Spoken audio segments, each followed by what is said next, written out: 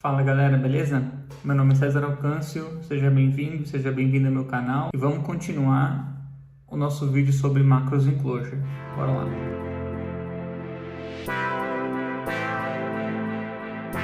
Essa segunda parte é para a gente entender melhor como funciona símbolo e valores, né? E como que a gente pode acessar símbolos e valores de maneira diferente. Então aqui eu separei um exemplo de um símbolo, né, que eu sempre uso aqui, que é nome e o valor César. Então eu vou executar o namespace, vou definir esse símbolo.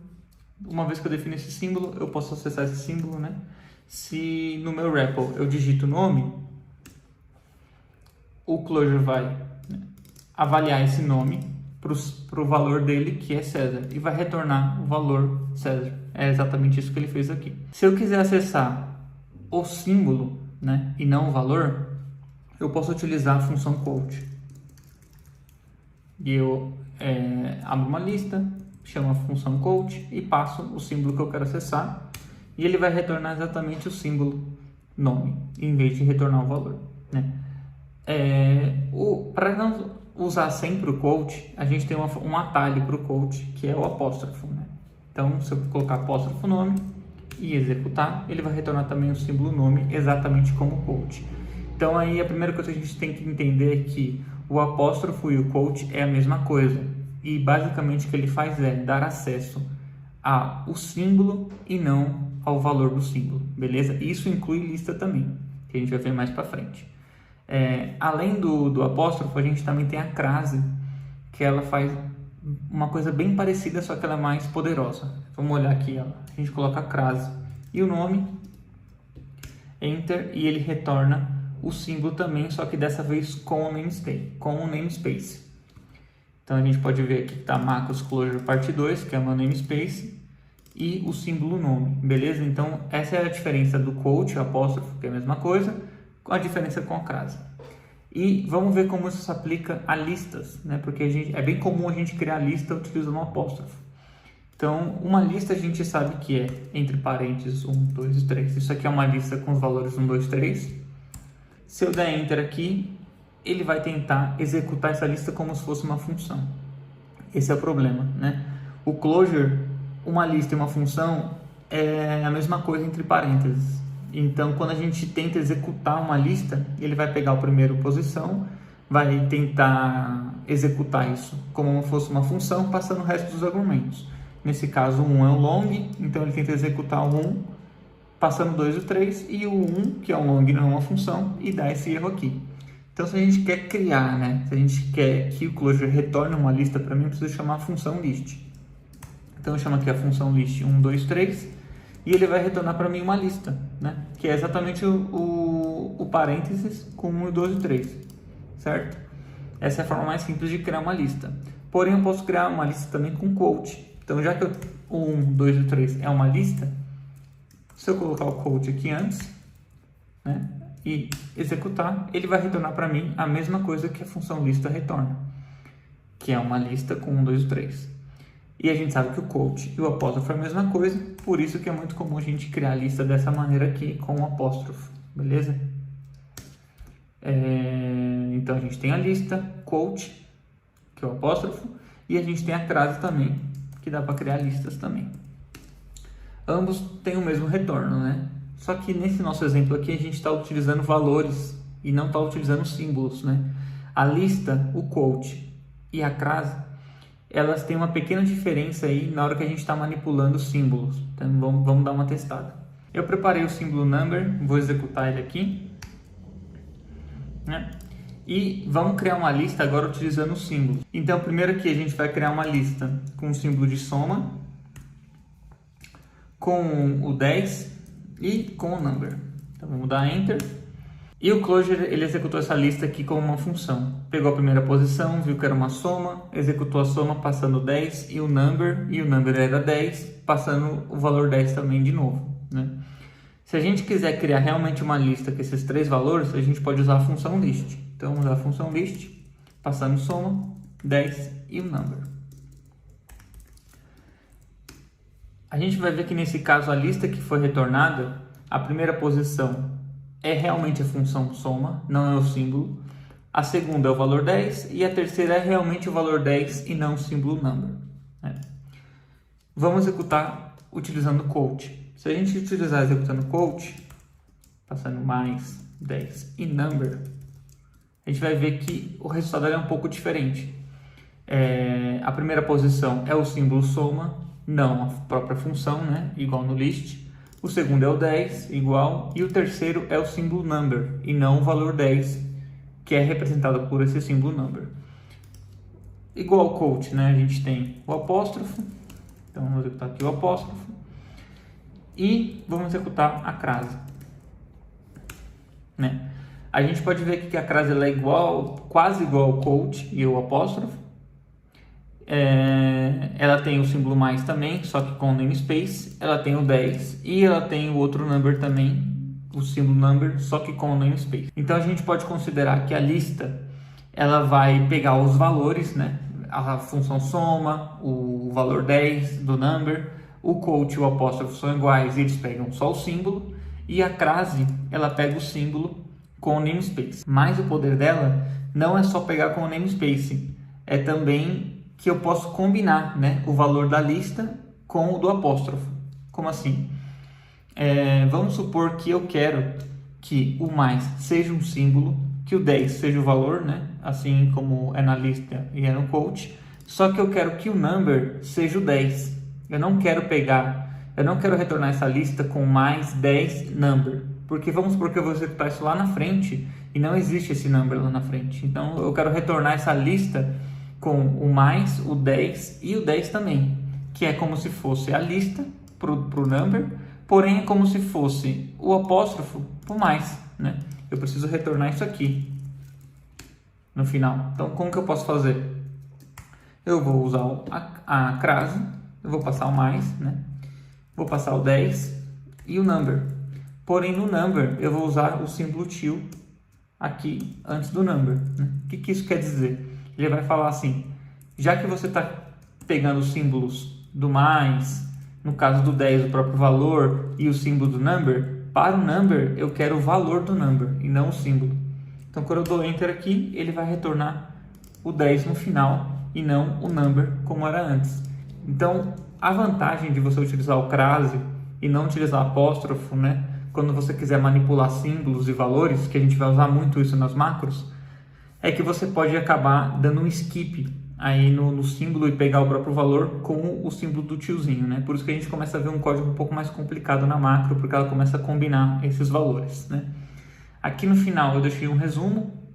Basicamente a lista vai criar uma lista com os valores, né? E não com os símbolos. O quote e o apóstrofo, que é a mesma coisa, vai criar também uma lista, só que com os símbolos, né? Sem namespace. E a crase, ela vai criar uma lista com os símbolos, né? Vou colocar aqui em namespaces. Porém, pode acessar os valores desses símbolos com o till, que é aí onde está o poder da crase, né? Quando a gente começa a querer combinar listas, né? Na hora que a gente estiver executando o nosso closure. Então, vamos juntar esses dois conhecimentos nossos sobre macros e sobre manipulação de símbolos e valores para a parte 3.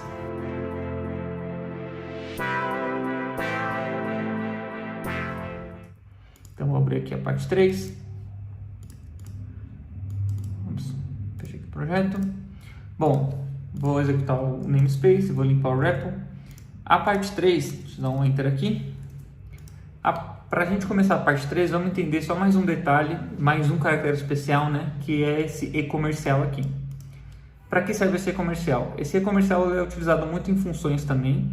E basicamente é quando você quer receber um número indefinido de parâmetros. Então, vamos supor que você tem uma função que recebe o parâmetro 1, parâmetro 2 e depois pode receber mais 3, ou mais 2, ou nenhum, né? Então, você pode colocar um e-comercial, como o resto dos argumentos são esses aqui.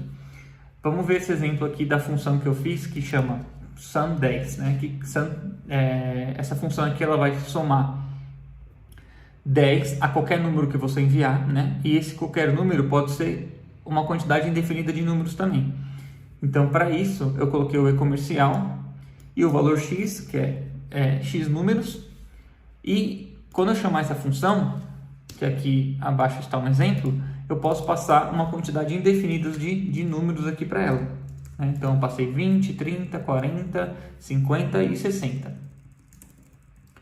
Todos esses valores aqui, eles vão ser enviados para essa função dentro de uma lista nesse x, né? Então, essa minha função, ela poderia ter parâmetros aqui antes? Poderia. Se eu quiser colocar o número 1 aqui, por exemplo, nesse caso, o 20 vai ser o número 1, e o resto dos números, 30, 40, 50, 60, vai entrar numa lista aqui dentro do x. No meu caso, eu não quero separar, né? Quero que todo mundo caia nessa lista aqui do x. E essa função ela vai dar um print line aqui, somando 10 com todos os números dentro de uma lista, e ela vai aplicar a soma nessa lista aqui completa, que eu vou acrescentar o 10, né? Então essa função apply basicamente vai aplicar uma função para uma lista de valores, e a função conj vai adicionar o 10 nessa listinha que eu tenho aqui. Então vamos testar ela, né? Vamos definir essa função e vamos executar. Então aqui executando essa função, ela printou somando 10 com 20, 30, 40, 50, 60, que são meus valores, e retornou 210, que é a soma total, né? Então basicamente quando eu quiser receber uma quantidade indefinida de parâmetros, eu uso o e-comercial, beleza? A gente vai usar esse e-comercial normalmente nas macros também, e é onde a gente consegue utilizar também o arroba, que vocês vão ver mais adiante. Então vamos pegar um exemplo de macro que existe no Clojure por padrão, né? E o mais conhecido que a gente tem é a macro when. Essa macro when nada mais é do que receber uma função. Ela já existe no Clojure, né? Ela recebe uma função que vai ser validada e vai retornar um booleano. E se essa função retorna true, ela vai executar os próximos códigos, né? Se a gente olhar aqui dentro dessa macro, a gente vai ver que ela recebe um teste, tem um e-comercial, que eu acabei de explicar, e tem um body, ou seja, vai receber vários comandos, aí uma lista, né, pode ser comandos de valores, e que ela vai executar, né? E basicamente aqui o que ela faz é um if, né? Então ela retorna aqui uma lista, que a primeira posição dessa lista vai ser o símbolo if, por isso o apóstrofo, vai ser a função teste, aqui vai ser exatamente a função, não tá skipando, não vai ser o símbolo teste, vai ser a função exatamente, e ela vai executar aqui essa função cons, que basicamente essa função cons, o que ela faz? Pega a lista, que é o body, e adiciona esse do aqui no começo dessa lista. Então vamos executar cons aqui só para a gente entender o que ela é. Esse cons, eu pego o 1, vamos supor que eu passo uma lista aqui, de 2, 3 e 4, e o que ele faz é adicionar esse 1 nessa lista aí. Então, ó, ele retorna uma lista nova, né, com 1 e o resto. Então, basicamente, o que ele vai fazer, esse when, na hora que a gente executar ele, vai retornar um if, o teste que a gente passar, vamos supor que a gente passe esse 1 é igual a 1, e ele vai pegar o que a gente enviar, vamos supor que a gente envia uma string, e ele vai criar uma lista com o do, e com a nossa string aqui dentro, 1 igual a 1, e vai executar, né? Então, quando a gente executar esse when, passando esse teste e passando essa string igual a 1, ele vai retornar isso aqui, ele vai criar esse if por trás e vai executar no final. Então, vamos ver aqui um exemplo de novo. Vamos voltar aqui para a nossa parte 3, né? E vamos ver o exemplo que eu criei. Eu estou utilizando o when, passando aqui uma função que valida se o 3 é maior que o 2. Caso for, eu quero que ele faça um print e depois retorne essa string aqui. Beleza? Estou passando, então, tudo isso aqui vai ser enviado numa lista para ele, né, na macro. Esse print só vai ser executado caso isso aqui for verdadeiro, né? Caso não for verdadeiro, não vai executar, diferente de uma função onde esse print seria sempre executado, né? Porque a função ia pegar o retorno do print, né? Só que a nossa macro do Clojure when está recebendo exatamente isso aqui, né? Como símbolos, né? Como lista, como símbolos. E eu posso usar o macro expand para poder ver o que essa função retorna. Então vamos executar ela. Ela vai printar 3 maior que 2 e vai retornar 3 maior que 2. A gente pode ver aqui. Se eu colocar, vamos só executar ela aqui, onde 3 maior que 4. E nesse caso, ela não printou nada e não retornou nada. Beleza? Se a gente usar o macro expand, a gente vai ver que ela vai criar um if, onde isso aqui é o teste, e vai colocar esses dois argumentos aqui, um println e uma string dentro do do, exatamente como está aqui embaixo, ó. If 3 maior que 2, faça esse println e retorna essa string aqui. Então, se eu executar isso aqui, tem o mesmo retorno. Se eu der um macro expand, eu vou ver que é exatamente esse if que ele retorna aqui, tá vendo? Então, a macro no final, ela só está estendendo o closure, dando uma facilidade para a gente, né? Para a gente não ter que ficar escrevendo if, eu posso escrever esse when. É só uma facilidade que o Clojure permite, e é isso que a gente pode fazer utilizando o Clojure, né? Criar essas facilidades para o nosso negócio, né? Agora que a gente entendeu a função macro, vamos criar aqui a nossa própria macro, o when, um pouco diferente, né? Vamos tentar utilizar a crase que a gente acabou de aprender. Então, nesse exemplo aqui, eu criei o myWhen, ele recebe também um teste, o e-comercial com o bar. Então, o bar ele vai ser uma lista, né?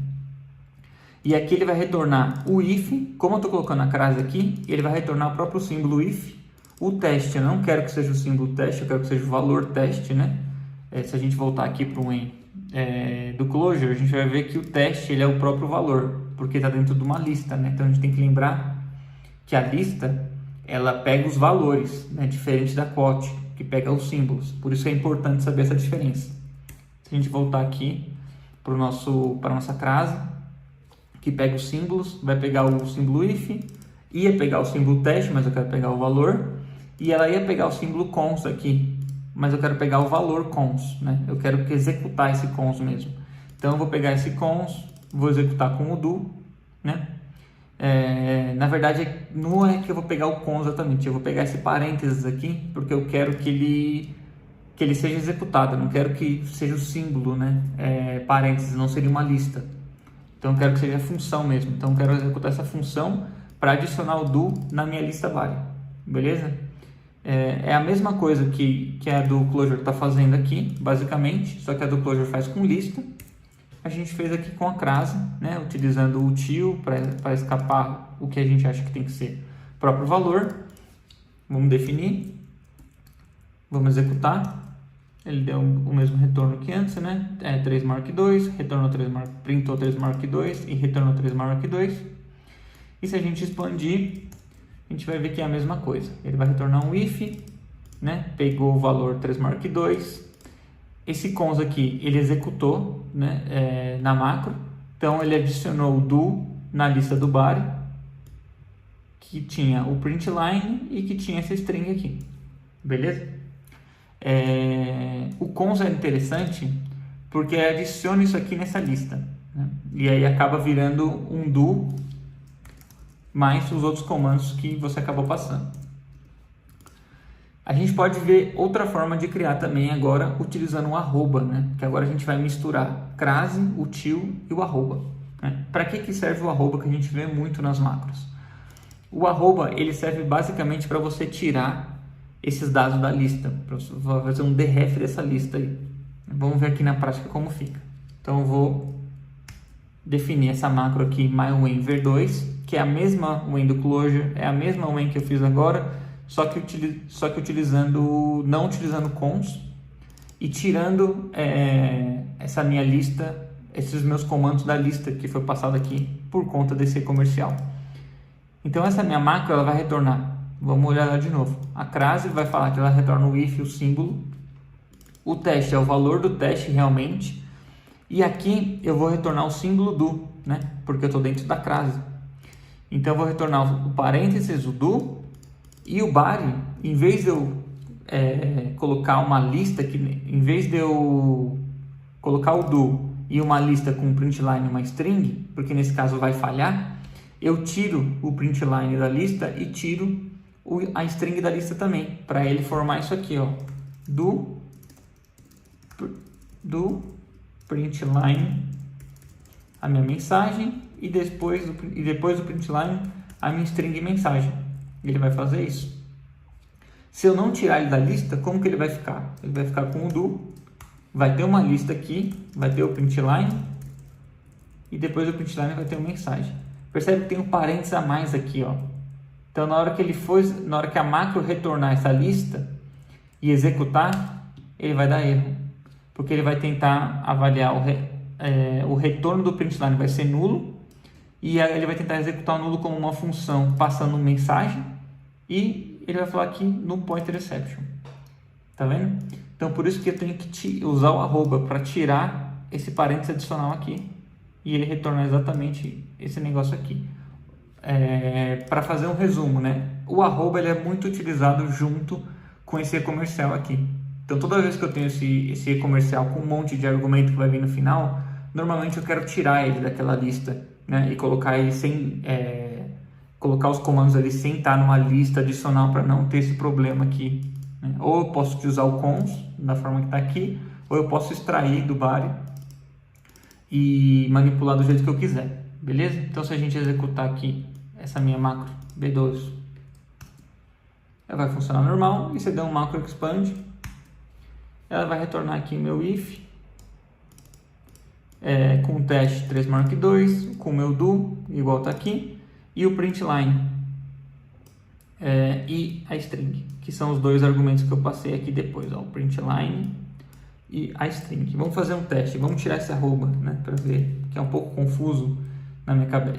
Eu acredito que isso é um pouco mais complexo. Se eu tirar o arroba e definir de novo e chamar o macro expand, você vai ver que vai ter um parênteses a mais aí, ó. Aqui no do tem um parênteses, e aí dentro desse parênteses tem o println e a string. Então, no momento que ele executar esse println aqui e ele retornar nulo, eu vou ter um parênteses aqui com nulo e com 3 maior que 2. E aí eu vou tentar executar esse nulo, né? Diferentemente de quando eu deixo com arroba. Definir aqui de novo e dar um macro expand. Aqui a gente pode ver que tem um if, tem um teste, tem o do, não tem um parênteses a mais, então tem um println que vai retornar nulo também, e depois tem a string, né? Depois que retornou nulo e a string, na hora que executar esse do aqui, ele vai executar nulo e a string, vai ser isso aqui, ó, do, null e a minha string, e ele vai retornar a própria string, beleza? Por isso que não dá problema, e por isso que a gente usa o arroba aqui. Então percebe que aqui a gente já consegue entender essa macro que tem muito caractere estranho. Tem a crase, tem o til e tem o arroba, né? No caso desse til antes do arroba aqui é porque eu quero o valor do body mesmo, não quero o símbolo body. E o arroba é porque eu quero extrair ele da lista. E a gente termina a nossa parte 3 entendendo o arroba, né? Vamos ver a nossa parte 4.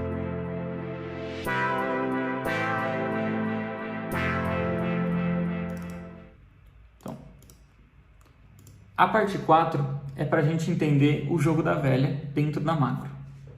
Então vamos primeiro aqui olhar a macro igual a gente tinha anteriormente, né? Com o nosso arroba, com a crase, com o teste aqui com o tiozinho. E antes do do, eu dentro da macro quero fazer um println César aqui. Porque eu quero printar, sempre que executar minha macro, eu quero printar meu nome, por exemplo, né? Então eu vou definir essa macro. Primeiro eu preciso definir o namespace aqui 4, definir essa macro e eu vou executar essa macro. Então ela retorna exatamente igual antes, 3 maior que 2, retorna a string 3 maior que 2 e antes disso faz o println César. Então eu consegui adicionar código aqui que quem está usando a macro não conhece, né? Então no caso foi só um println, tem side effect, mas eu posso adicionar códigos que não tenham side effects ou apenas preparar código, né?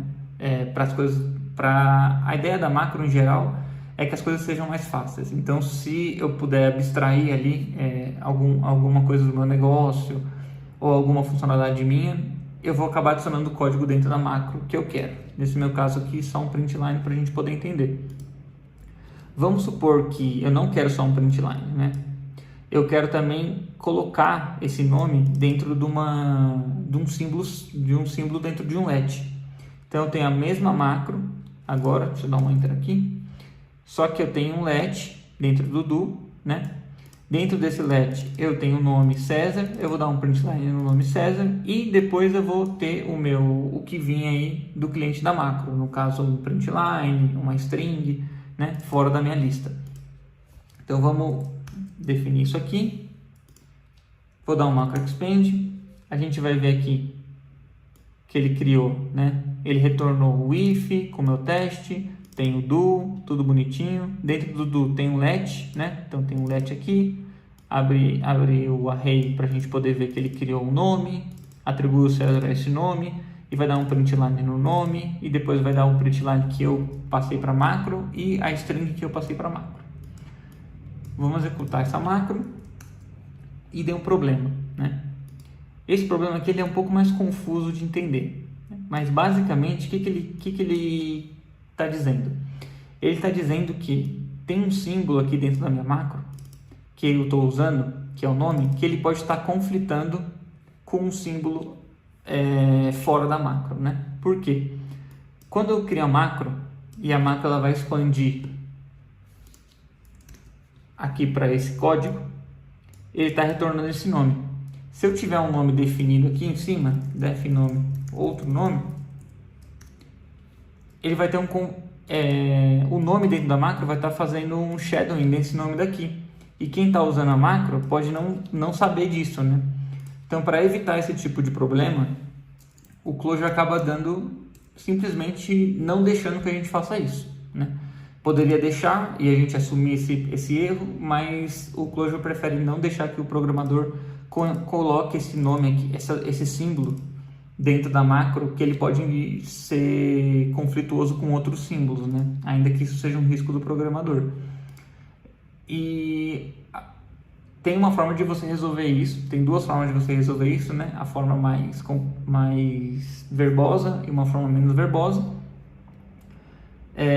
Vamos ver a primeira forma. A primeira forma mais verbosa é a gente criando um símbolo aleatório para o nome. Então, eu não posso usar um símbolo aqui pré-definido assim, dessa forma, fixo, mas eu posso gerar um símbolo aleatório e utilizar aqui no nome, né? Vai ficar um pouco mais complexo esse código, mas já a gente vai para uma versão mais simples. Então, como é que fica quando eu utilizo esse código, essa geração, né, de símbolo? Eu vou usar uma função chamada genSymbol, genSym, na verdade, né, que vem aqui, ó, genSym. Ela gera um símbolo randômico. Eu posso até passar um prefixo para ela, se eu quiser, tipo, quero que tenha a ver com o nome, esse símbolo. Eu passo aqui, ela gerou nome 3563. Então, na nossa macro, eu vou ter que criar um let fora da crase, né, que vai ser só executado ali na minha macro. Vou gerar esse símbolo e dentro do código que eu vou retornar da macro, eu vou usar o valor desse símbolo, né? Então, por exemplo, aqui eu gerei um símbolo, estou atribuindo a esse símbolo, vai ficar um pouco confuso. Gerei um símbolo, atribuo esse símbolo e dentro da macro, dentro da crase, né, eu quero o valor desse símbolo. Aqui vai ser, por exemplo, GA, vai ser alguma coisa igual isso aqui, ó. genSym, um G3568 que vai estar aqui. E aí, esse G3568 vai valer César e quando der um println no G3568, vai printar César. Então, basicamente, é assim que fica a macro, né? Vamos executar ela aqui, vamos expandir para a gente ver, né? Se a gente expandir ela aqui, ó, a gente vai ver que ela criou um if, botou o teste normal, criou o do. Dentro do do ela criou o let. Dentro dos arrays do let, né, do array do let, ela criou botou um símbolo aqui G3580 que vale César.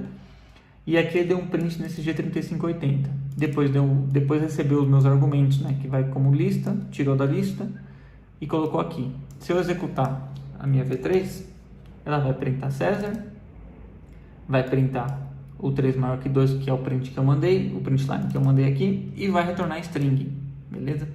Um pouco mais complexo esse código aqui, porque eu tive que criar um let anterior para poder usar um let aqui dentro, né? Já que isso aqui é bastante comum nas macros que a gente vê no dia a dia, o Clojure permite que a gente não tenha que criar esse let aqui fora, né? E nos permite uma forma de gerar símbolos mais fácil, né? Como que é isso?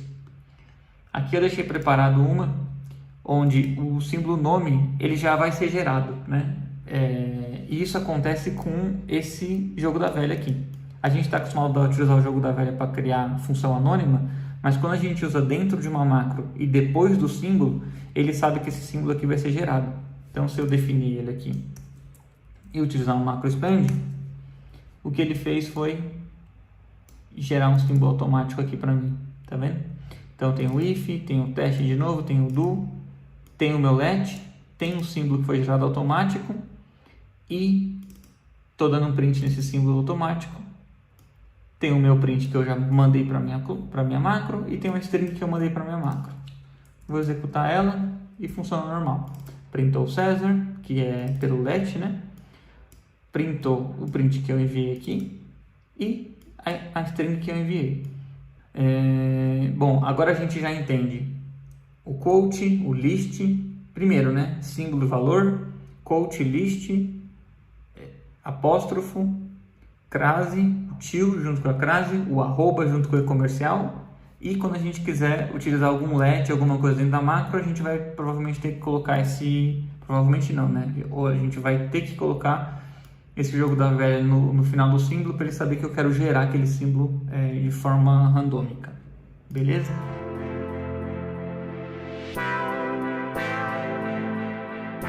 E como última parte aqui, eu deixei uma macro de exemplo que a gente pode criar, né? Vamos supor, a gente tem várias macros já no Clojure. A gente tem aqui, ó, when class, when first, when let, when not, when some. Você pode dar uma fuçada aí, existe bastante macro, ó, when, with, open, tudo com esse mzinho aqui é macro. E eu vou criar aqui uma macro que não é muito útil, mas para a gente saber como um exemplo, né? Eu quero criar uma macro que quando o número for ímpar, que eu uso essa função odd aqui, faltou namespace. Quando o número for ímpar, que eu vou utilizar essa função odd aqui, ele retorna true. Se eu colocar um 2, ele retorna false. E eu vou definir minha macro que vai chamar when odd, né? Ela recebe um number e ela recebe um body, beleza? Que vai ser uma lista, né? Por causa do comercial. Nesse caso aqui eu vou utilizar com crase, vou retornar o símbolo if,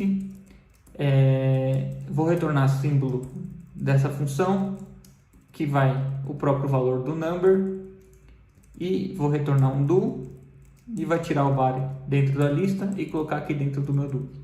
E vai ser o valor do body também, não o símbolo, né? Então vamos definir aqui, definir, e eu posso executar, ó. Aqui eu executo um when odd, passo 2, ele retorna null para mim, e ele não fez o print line que eu estou enviando aqui, né? Estou enviando um print line, depois estou enviando uma string.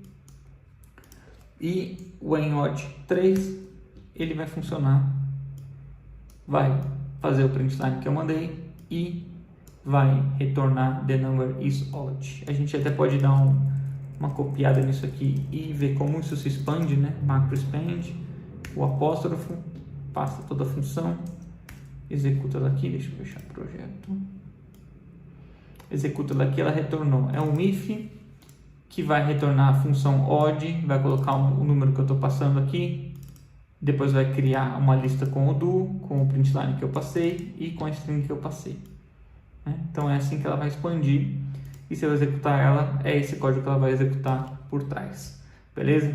Espero que esse vídeo tenha ajudado. Compartilha com seus amigos que também trabalham com Clojure e ainda não entende 100% como funciona a macro, como ler uma macro, né? Como criar uma macro. E se inscreve no canal. Obrigado.